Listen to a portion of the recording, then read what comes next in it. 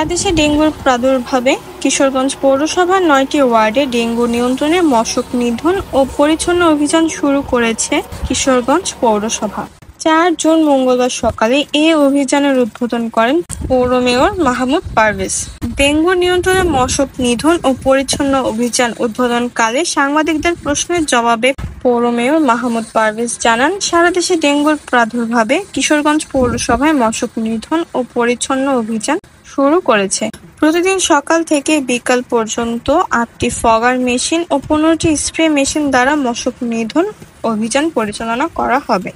আমরা জানি বর্ষা মৌসুমে ডেঙ্গু রোগের আবির্ভাব হয়।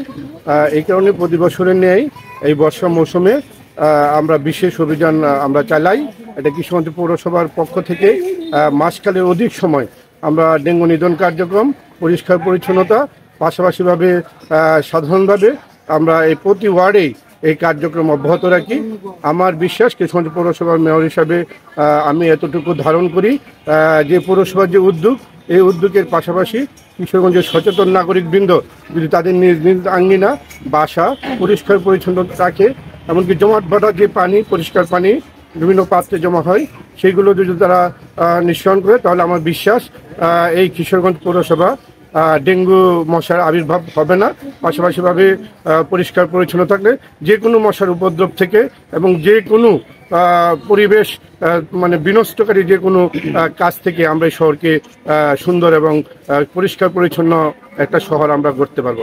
এছাড়া তিনি বলেন, মশার প্রজনন স্থল ধ্বংস করতে পরিচ্ছন্ন কার্যক্রমও অব্যাহত থাকবে। আর এই পরিচ্ছন্ন কার্যক্রমকে সফল করতে পৌরবাসীর আন্তরিক সহযোগিতাও কামনা করেছেন পৌর মেয়র মাহমুদ পারভেজ।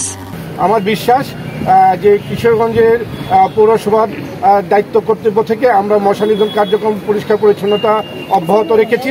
পাশাপাশিভাবে কিশোরগঞ্জের নাগরিকবৃন্দ যারা আছে তারা যদি সচেতন হয়, তারা যদি সহযোগিতা করে পরিষ্কার পরিচ্ছন্নতা, মশা নিধন অভিযান, আমি মনে করি আমরা যে উদ্দেশ্য নিয়ে আজকে এই অভিযান শুরু করেছি, আমাদের উদ্দেশ্য সফল হবে।